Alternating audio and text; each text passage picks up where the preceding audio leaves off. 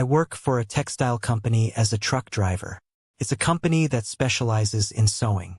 I often have to drive long distances in a 2-ton truck to collect and deliver materials and products to our external sewing company. I want to share with you a story that happened on one of these drives. I was doing a short drive on the day that this experience took place. It only took about 40 minutes to get to the external factory. The drive was pretty tough, to be honest. It's up in the mountains and the roads are very windy. And what's worse is the sheer drop below over the guardrail. One wrong move and it could be fatal.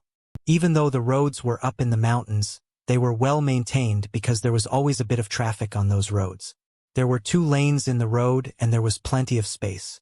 Despite the frightening drop, I didn't consider the road itself all that dangerous. It happened on a day in late spring. The sky was a beautiful blue color with no clouds. It was very hot out. I was even sweating while I was sat still. I was in the truck and I was blasting the air conditioner. I was driving through a portion of the mountain pass where the greenery of the woods was particularly visible. It was really nice to look at. Suddenly I realized that I was feeling very sleepy. I was overwhelmed by an intense feeling of drowsiness. I had been driving a lot and I guess it all crept up on me. I felt the strength in my arms draining. It was getting harder and harder to keep control of the truck. It was the strangest sensation ever. I knew that I needed to pull over and stop the truck, but I felt as if I was watching myself drive, like I was having some kind of out-of-body experience. I felt powerless. I still had a small degree of power and control over the situation, but it kept coming and going. Eventually, the intervals between control and drowsiness grew too big, and I felt as if my eyelids were getting heavier and heavier. The roar of the aircon faded out, even though terror had gripped my heart. My head felt nothing. It's so hard to explain. I felt as if I was watching somebody else's experience. I was focusing my mind on pulling over into a rest area. I just kept repeating all over when it's safe, but over when it's safe. What little control I had over this situation was about to slip away from my grasp. I could feel it. Then suddenly, as I was about to lose consciousness, I heard a heavy series of thuds against the driver's side door. It was strong enough to shake the cap. The drowsiness that I had felt a few moments ago was instantly gone. It was like a wave had washed over me. I could hear the aircon and I had control over the wheel. Again, terror was back now. I was very frightened that I had just caused an accident or, best case scenario, a biker had banged on my door while he saw me kind of swerving. I hoped so much for it to be the latter. I looked in my mirrors and up ahead, but I couldn't see a biker anywhere. So who the hell hit my cat? Oh God, not an animal. Please don't let it be an animal. I thought to myself I was grateful to be still going down this road with my life intact, but I would hate to learn that it costs an animal's life. I carried on going up the mountain pass with all these questions swirling around my head, and after a while I managed to pull over into a lay. By now I have the task of checking over the cap. I really didn't want to see blood or something worse. I checked all over the body of the cab and the truck, but I found nothing. I walked back down the road and looked for any kind of debris, but again I came up empty-handed. I couldn't see anything in the road which might have caused the sound that I heard, or this just blew my mind. I was, of course, insanely grateful that I hadn't caused an accident and I hadn't killed an animal, but there was no conclusion to what actually happened. I went back to the truck to an attempt to gather my thoughts. Something dawned on me at that point. The mountain pass I was on was said to be haunted by the ghost of a driver who passed away in an accident. In fact, there have been many accidents on that particular mountain pass, so there are lots of rumors about it. I did some digging online, and apparently the road was the final resting place of 2 murder victims too. Their bodies were found in some dense brush by the side of the road. I have driven up and down that mountain pass many times, but never saw or experienced anything spooky, but I guess I can't say that anymore. If it wasn't for that experience, I might have crashed or gone over the edge. I'm on top of my sleeping patterns these days. I won't be driving when I'm not tired again, and even though I still feel it was weird that I suddenly got tired, I don't think that was anything paranormal. I just feel like I was burning the candle at both ends at the time. Having said that, the weird kind of out-of-body experience might be something. I do believe that something paranormal happened that day, and I do believe that the banging on my cab was paranormal. I know it sounds a bit out there, but I think that it was the spirit of one of those lost souls the road has claimed trying to prevent me from joining them. When I think back on this event, all I can say is that I'm grateful. If I drive on the road these days, I always whisper thank you as I pass through the area where the experience took place. Thanks, Ghost, for waking me up. I probably sound mad, but I don't care. I'm still here, thanks to the intervention of the paranormal, or literally the rattling skeleton. It's a titan of Horus said to appear over the fallen. You see it, drawn to places of loss like battlefields and other areas where men and women have passed without proper burial rites. Its body is made from the rot and bones of the deceased. Those spirits linger with grudges against the world. It's a giant skeleton made of other skeletons, an apex predator that searches endlessly for victims to add to its ever-growing power. It wanders the world at night, and if anyone is unlucky enough to encounter it will lash out. Those who wait can hear the jangling of bones past their windows. Better not draw back the curtains and look at what's out there, for it might be the Gashada. Should the living lay their eyes upon, it will attack. It will attack and try to add its victim to its growing army of the dead. Its sick and twisted conglomeration of rotten meat and bones. The way it attacks is far more frightening than its appearance. It will come after you and attempt to strip away the flesh from your bones. It's not fussy. No part of you will remain save for your bones to join. Its growing body's appearance is said to be inspired or likened to the ukiyo-e artist Kunio Shiutagawa.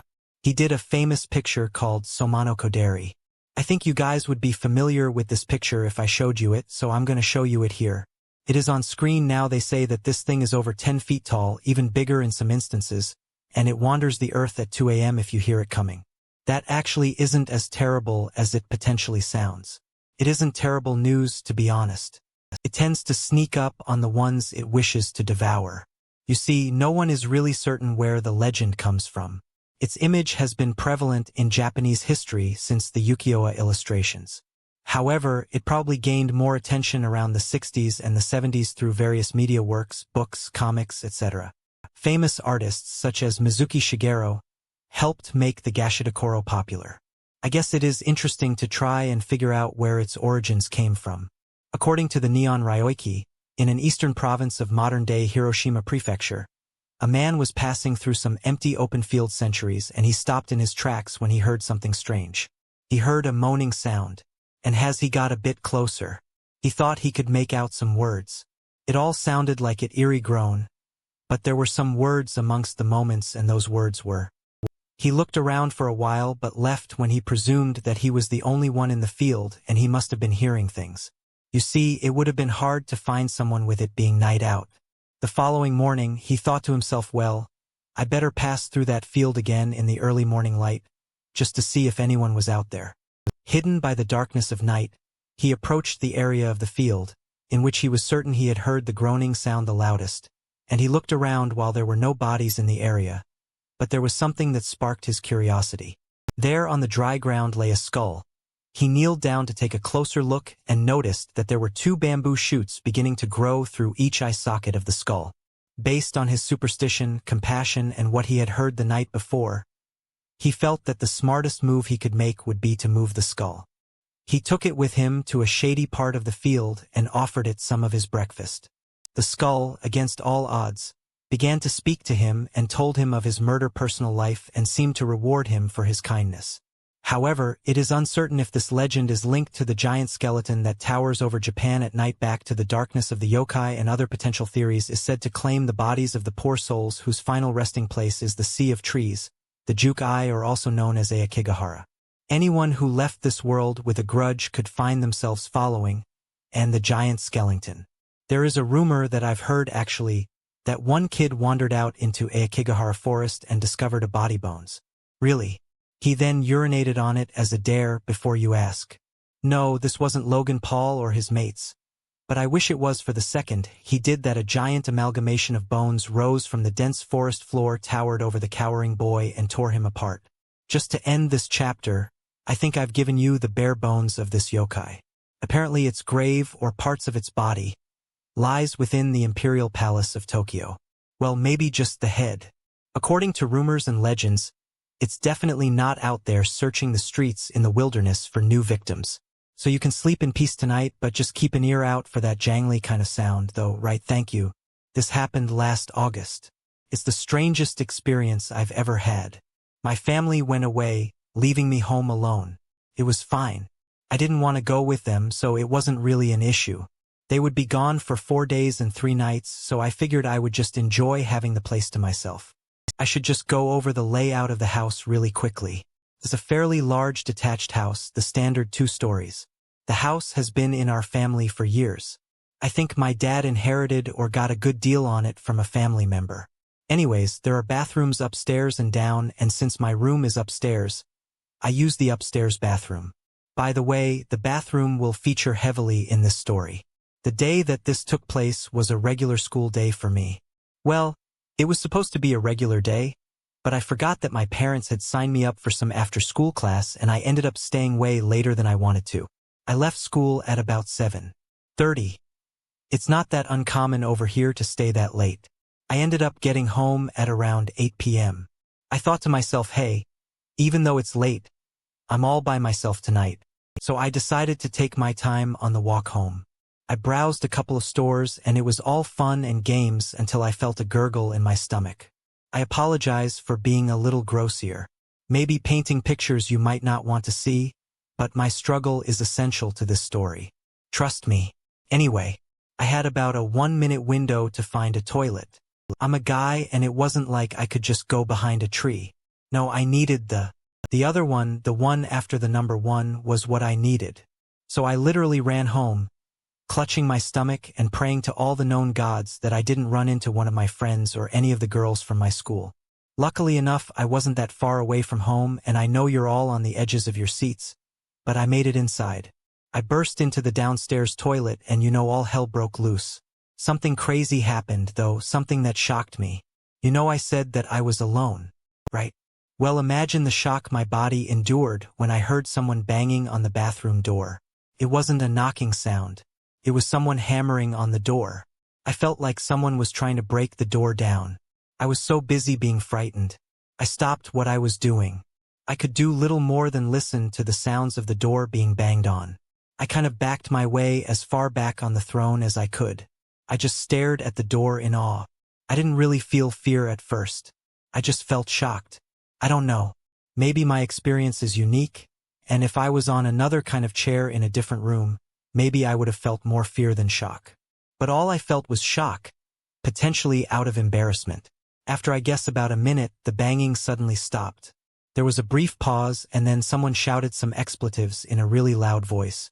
They couldn't make out what they said, but the voice was undoubtedly male. One thing struck me. Something just kind of kicked in when I heard that voice. The banging then continued. Fear was in the room with me now. I just held my head in my hands and prayed internally. It wasn't a prayer to a deity, just a prayer for my safety to be left alone, and it went something like this: occupied. If you really need the bathroom, please just go upstairs. I don't know why I thought of it like that. Maybe it was a little because I had an older brother and when he wanted to take a shower and I was using the bathroom or something, he would always bang on the door to try and hurry me up. Then, as if my prayers were answered, the banging stopped and then I heard the rushing of football heading upstairs. I couldn't really get my head around what just happened and what was going on. So I sat there in stunned or grasping for any kind of logical conclusion. It was very reluctant to leave the bathroom after a while. A long while I managed to calm myself down. I mean, it wasn't like I could spend the next 3 days in the bathroom. I decided to get out of there. I figured that as soon as I got out, I would burst out of the front door and run to my friend's house.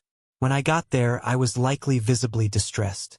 My friend was concerned for me and I told him what had happened and he managed to get his parents to allow me to stay over that night. I made sure to let them know that I was grateful. It was a very short notice. I planned on tapping them up to allow me to stay for another night maybe. But his mum told me that they were off for a short holiday the following afternoon. That meant that I had to go home. I thanked my friend and his family again on the following morning and then reluctantly headed on home. I think my friend must have been annoyed with me, as I'm pretty sure I must have kept him up half the night. I was a bit too scared to sleep. You see, I had to go home and get a change of clothes or at least a shower, and if I left the house empty and I hadn't done all the chores that I was asked to do, then I would be in a world of trouble. When my parents got home, I had to go home and I hated it. The only good thing about this situation was the fact that it was about 3 p.m. when I was heading home. Natural light was good. Couldn't have done it in the dark. I entered my house slowly and carefully. I tried to be as silent as possible. The first thing that stood out to me was my school bag lying there on the whole carpet. I thought about leaving again, but I pushed on.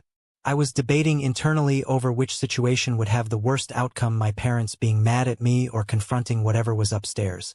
I thought about it for a while and I began to head upstairs. The moment I put my foot on the bottom step of my stairs, my stomach began to gurgle. It was literally 10 times worse than yesterday. I needed to go and I needed to go immediately. I immediately headed for the downstairs bathroom and I was shocked to find it locked. This simply couldn't be. This simply couldn't be.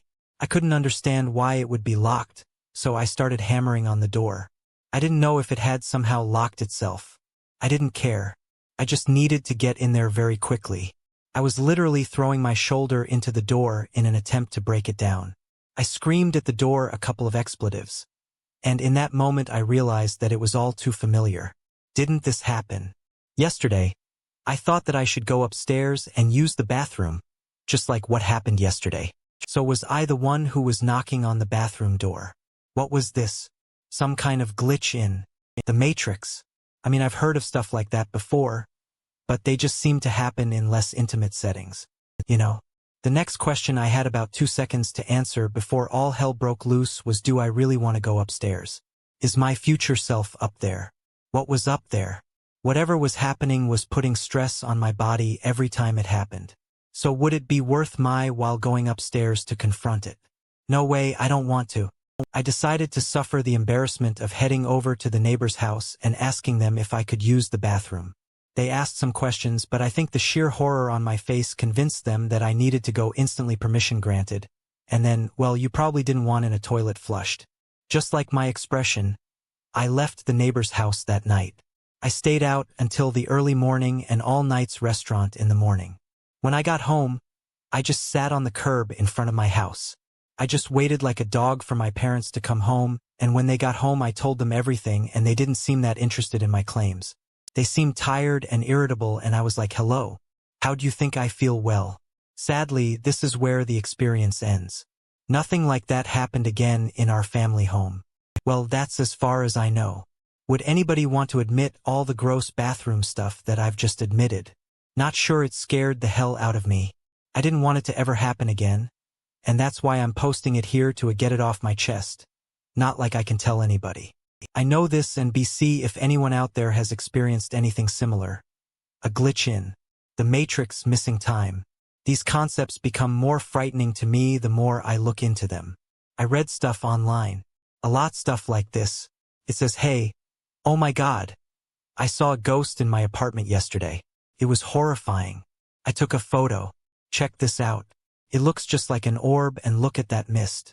I don't smoke, so I don't know how to explain that some who can sense the presence of ghosts.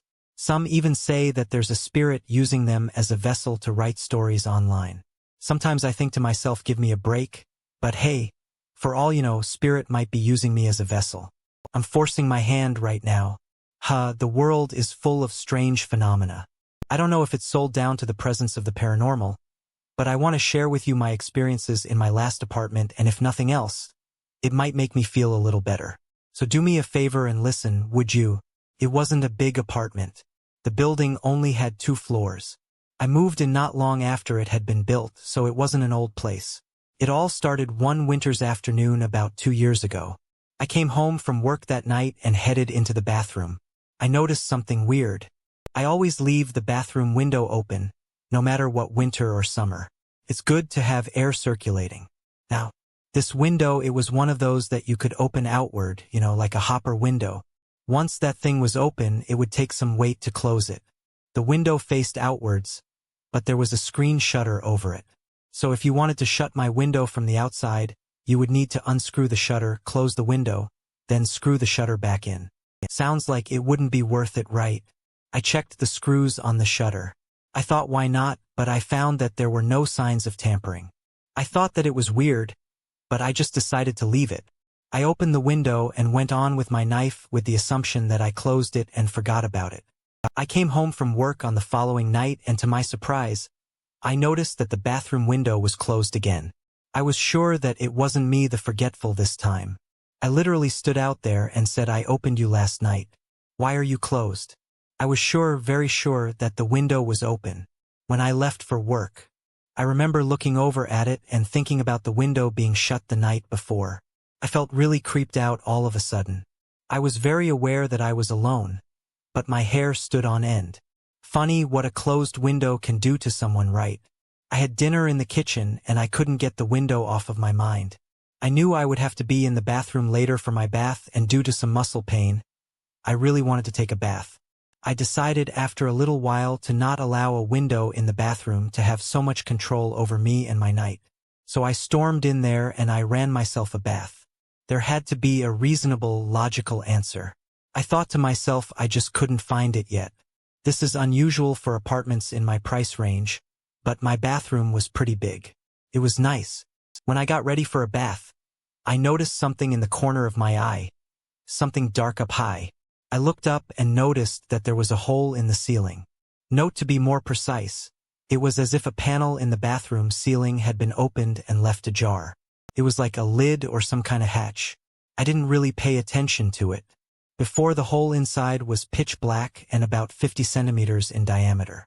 I decided to close the lid of that panel and skip taking a bath that night. I wondered how long that hatch had been open for and if it was open. Yesterday. I couldn't get it off my mind and I had a really rough night of sleep. I decided to get up and take a flashlight into the bathroom and look into the bathroom attic panel hatch thing. I dragged a chair in from the lounge and stood on it. I was really glad to see that the hatch wasn't open. When I went back in the bathroom, I stood there considering things, trying to motivate myself to open the panel, and after a brief moment I took the plunge and opened it. I illuminated the hole with my flashlight. I looked up there and there was nothing really there. In fact, I wasn't even sure why my bathroom needed this weird little ceiling space. I saw the metal divider that blocks the attic space into the next apartment, but nothing else. It was like a secret little space. But what was the purpose of the space? It wasn't the last time this happened. It was so weird. Whenever the window is shut, the little hatch in the attic/bathroom opens. I really hate it, scares the hell out of me, and I have no idea what is causing it or what it means. It really creeps me out every time I see that hatch open and the windows shut. It's like there's something in my apartment. I would have super glued it shut, but I was renting. I didn't want to tell the landlord because he would have thought that it was insane. I mean, all that's happened is a panel opening and a window closing. There's hardly anything frightening, right? Well, that is what I thought until some other strange happenings occurred in my apartment. One night a friend of mine was over and we were up late having a good time. Eventually we said our good nights and he was on his way. As I was sat at my desk, I heard a loud sneeze. That was definitely a male sneeze. I didn't hear it coming from outside of the apartment. It sounded like it came from inside. I was certain that it didn't come from the guy next door as well. Moments after the sneeze, I felt this strange feeling. Felt as if I was drowning or being smothered. It was all cold and strange, but somehow to me it suddenly felt funny. So my fear for the situation I was in quickly went away. It was really weird. That's when I was convinced that something was going on that I didn't know anything about. I lived in that apartment while I was at college and I felt as if there was an earthquake occurring every single day. I was convinced, but apparently I was the only person in my class who could feel the tremors. I would ask anyone I knew on campus questions like, "We've been having a lot of earthquakes recently. Haven't we?" People didn't know what the hell I was talking about. It made me really paranoid. Once I had a friend around to my apartment and I felt the ground shaking and I said to my friend, "Now you know what I'm talking about. Did you feel that?" And he replied, "No, not really." I was shocked. I told myself maybe he didn't notice it because it was a very small tremor, but I knew that I felt it, so it felt like a flimsy excuse. The quakes continued for about a year. They drove me insane and made me feel so paranoid. Was it that I was the only one experiencing them, or was I the only one who was talking about them? I met a fresher one afternoon and we spoke for a while. We instantly hit it off and I felt comfortable mentioning the issues that I had been having with the quakes. She went quiet and looked at me and said, "It's happening to me too." She said that she felt the quakes every day. She lived alone and her apartment was a little ways away from mine. Our lifestyles were pretty similar. Actually, we were very similar in a lot of ways. One thing that we did know about our homes was about halfway between them. There was a JMSDF, the Japanese Military Self-Defense Force. They had a base there about halfway between our houses, and we joked to one another that they might be conducting secret military experiments on the ground. Now, we never got to the bottom of it, but sometimes I wonder if that little joke of ours had a tiny bit of truth to it. I hope the things which happened to us weren't secret experiments, but it makes me a little more scared of that hatch. When I consider the possibilities. This one is a bit of an urban legend. You guys forced my hand and I had to troll the net to find a scary story about eggs. Eggs. I guess they do make good paperweights though. If you go to Patty's Pub anyway, I hope you like this, but with all egg-related dishes, take this with a pinch of salt inside the eggs. This is a story I heard from a police officer friend of mine. Do you remember that dismemberment case which happened in Saitama a few years back? Well, my cop friend worked that case.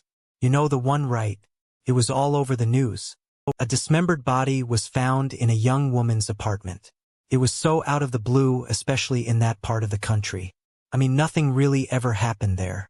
The worst case before that in that area of Saitama that my cockbody had to deal with was the case of the stolen bicycle. Came right out of left field. Obviously, I can't go too far into the splattery details.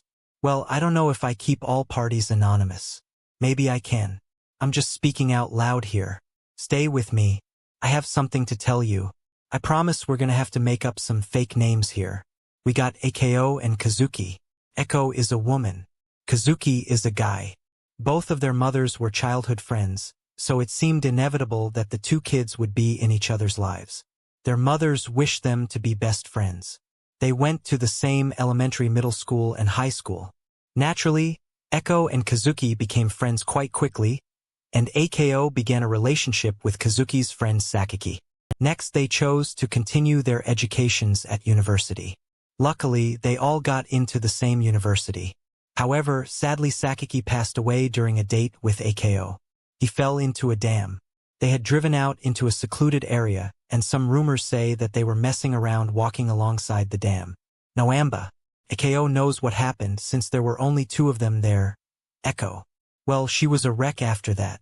It must have been horrible. After a while, she stopped being seen on campus, and a while later she stopped going to college altogether. Before too long, she refused to leave the house. Everyone looked on her and her family with eyes full of pity. And who knows, maybe that was reason enough for her not to want to be seen in public. I mean, she didn't become hikikomori. She was still bathing, still eating outside of her room, and still using a bathroom. The only thing that changed was her ability to hold a conversation. If you pressed her or tried to force her into speaking, then you would feel her wrath. She would yell and act out with violence. Akio's dad didn't want to bring attention to his daughter's plight. He refused to take her to the doctor or even to the hospital, even though he claimed that there was nothing wrong with his daughter. He stopped going up to see her in her bedroom, and she became gradually less seen around the house. He just let her grow progressively disassociative. Her mother didn't know what to do or who to turn to, so she asked Kazuki to come and pay her a visit. He was more than eager to lend his hand to help. He would often go up and visit for Akio. He was the only person who was allowed to stay in her room for extended periods. It was a great arrangement. Her mother got to see her daughter smile, and she noticed a minor shift in her behaviors. She gained weight. This was a good thing. Aiko had been eating like a sparrow since she became withdrawn.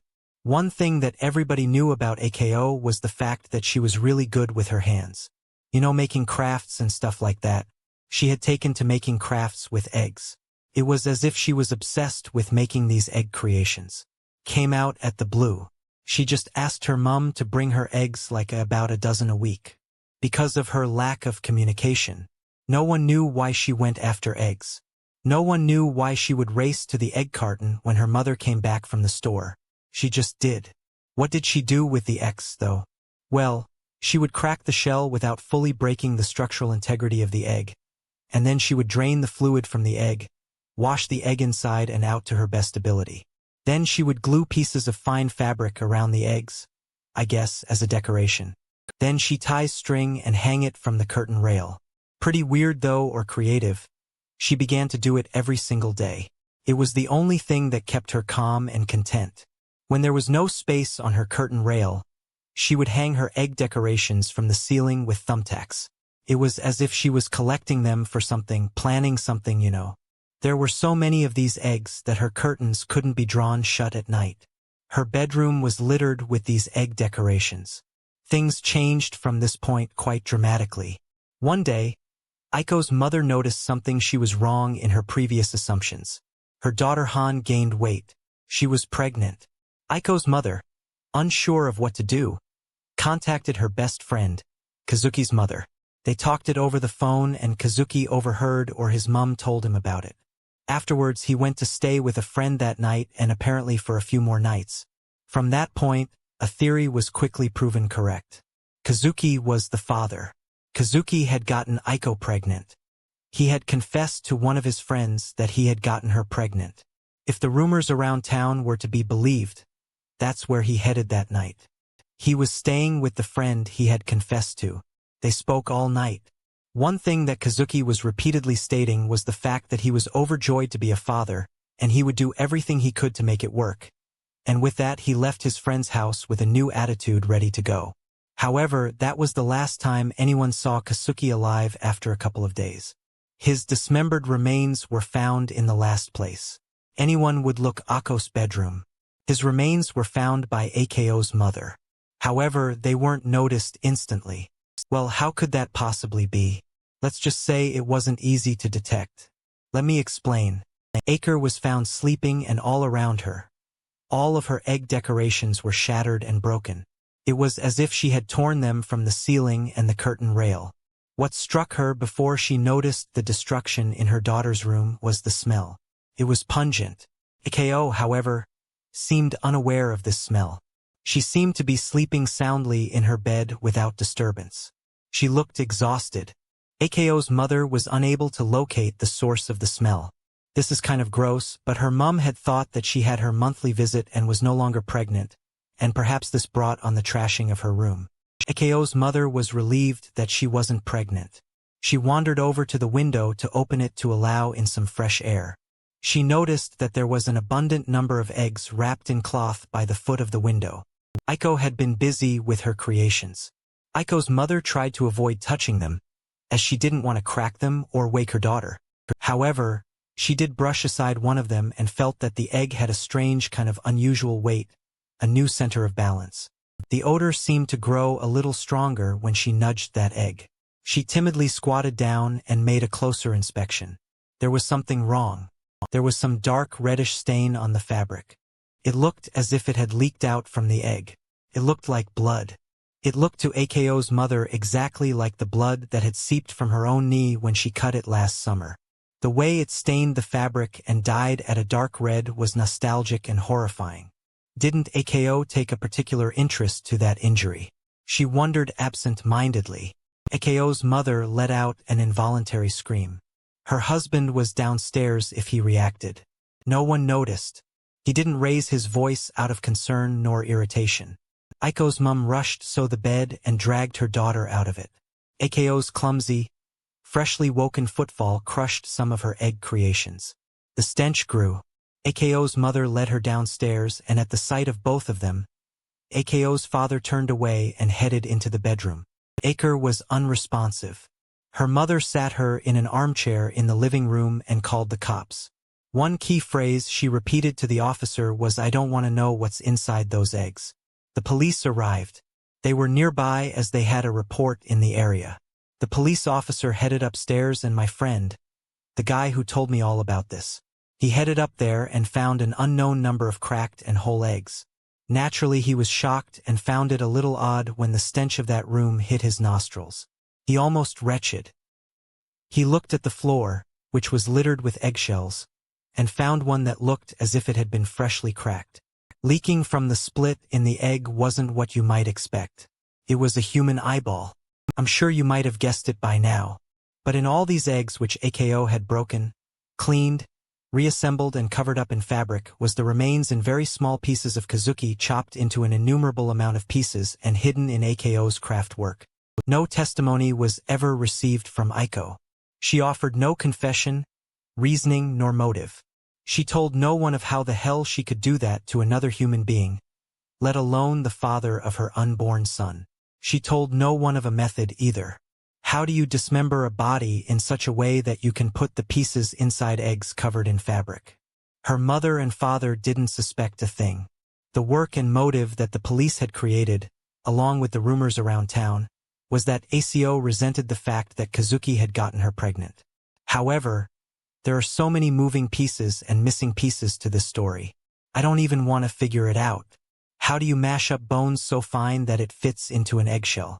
It's so hard to believe that it was just 1 or 2 nights of work from Aiko. Or maybe I should say butchering, not work.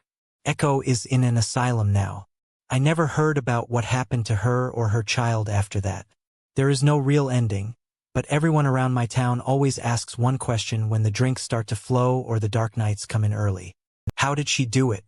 How did she put all of his body parts into eggshells, and why? We will never know. Hope you had fun, everybody. More scary, true stories coming. Thanks for listening, Foreign. Thank you.